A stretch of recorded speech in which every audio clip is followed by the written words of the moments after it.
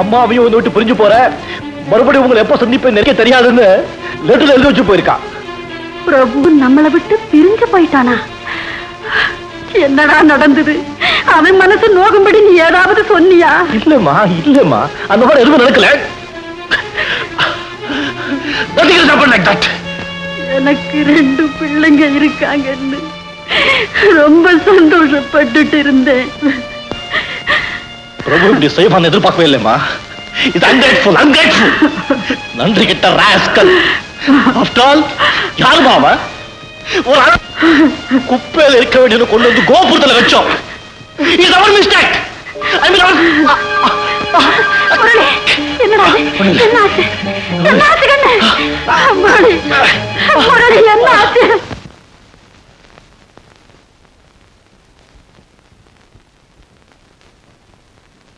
Sorry mister Murali, உங்க liver கெட்டு போயிருக்கு. குறைஞ்சது 4 மாசம் ரெஸ்ட் எடுக்கணும். பை தி வே, நீங்க உங்க கல்யாணத்தை ஒத்தி வைக்கிறது நல்லதுன்னு நினைக்கிறேன். ஏன்னா இந்த 4 மாசத்துக்கு நீங்க தாம்பத்திய உறவும் வச்சுக்க கூடாது.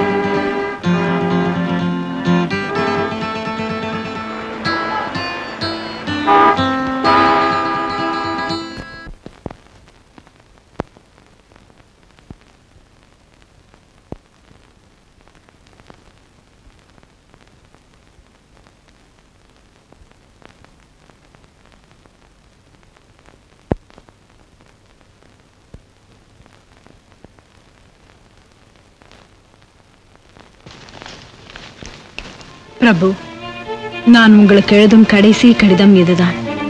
தந்தையையும் இழந்து தனிமையாகிவிட்ட எனக்கு இந்த உலகத்தில் வாழ வேண்டும் என்ற ஆசையையும் ஆர்வத்தையும் நீங்கள் ஏற்படுத்தியிருக்கிறீர்கள். தாயாக போகும் சிறந்த பாக்கியத்தையும் பெருமையையும் எனக்கு அளித்திருக்கிறீர்கள். ஒரு குழந்தை செல்வத்தை எனக்கு பரிசாக கொடுத்து பந்தத்தையும் பாசத்தையும் இந்த கடிதம்.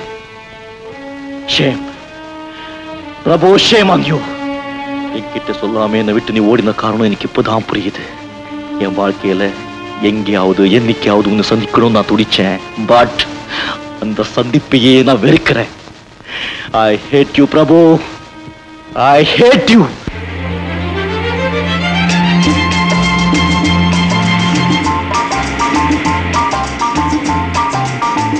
இப்போ உங்க 2 பக்கமும் தெரியறதுதான் கப்பன் பார்க்.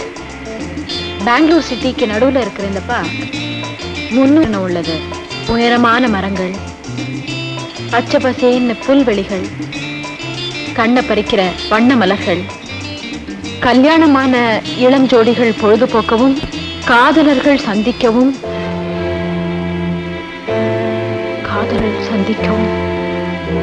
இந்த பூங்கா, அதாவது உள்ளத்துல ஏதோ ஒரு, நீங்களே பாருங்க.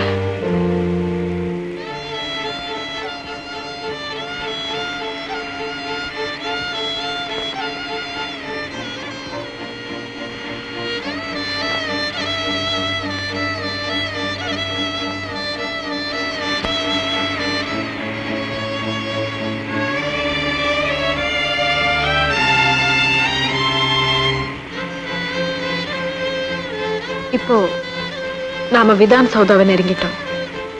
இது கலையழகோட கட்டப்பட்ட 4 மாடி கட்டடம். இந்த மாநிலத்தின் சட்டசபை இங்கதான் கூடுது. அதை நீங்க சுத்தி பார்க்கும்போதுதான் இந்த கட்டடத்தோட அழகு உங்களுக்கு புரியும்.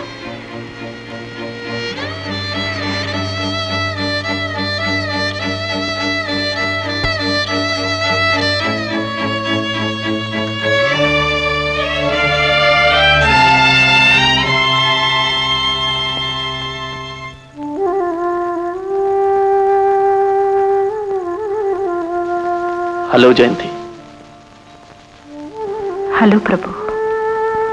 நான் உங்களை இங்கே சந்திக்கிறத என்னால நம்பவே முடியல.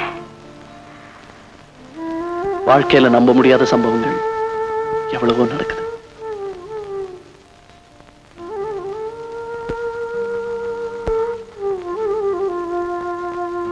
பிரபு, நீங்க ரொம்ப இழைச்சு போயிருக்கீங்க. ஓ, உடம்பு சரியில்லையா?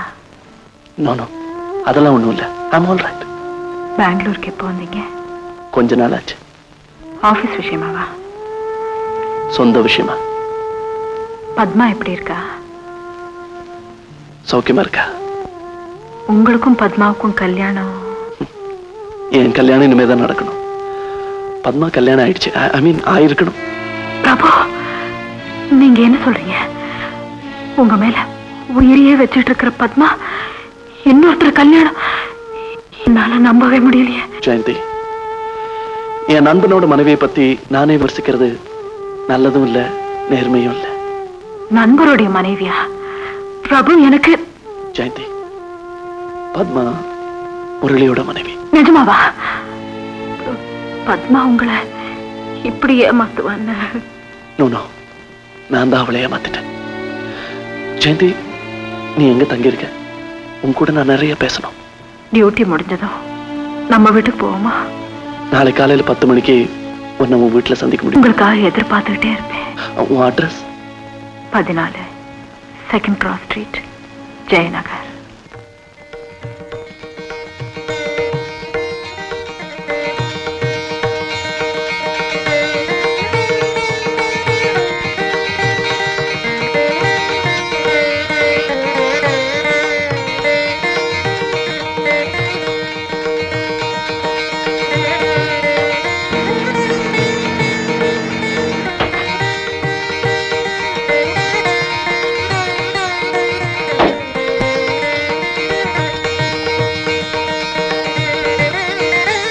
மிஸ்டர்,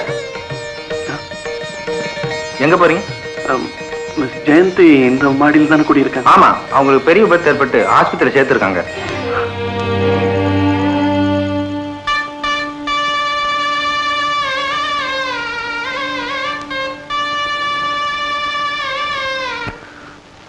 ஜெயந்தி,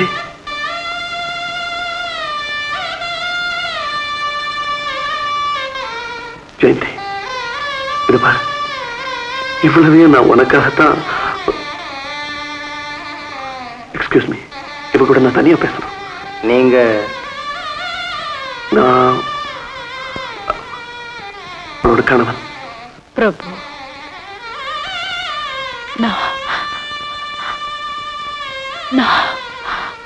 ஜெயந்தி, இதெல்லாம் நான் உனக்காக சுமந்துட்டு வந்தேன்.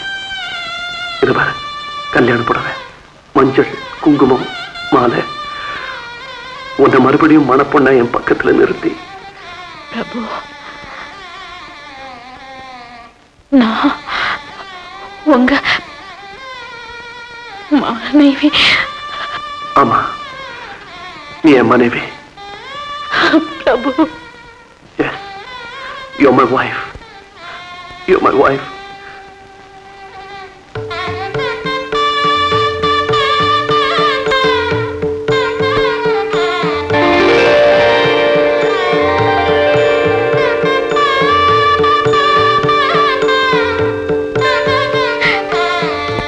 என்ன நீங்க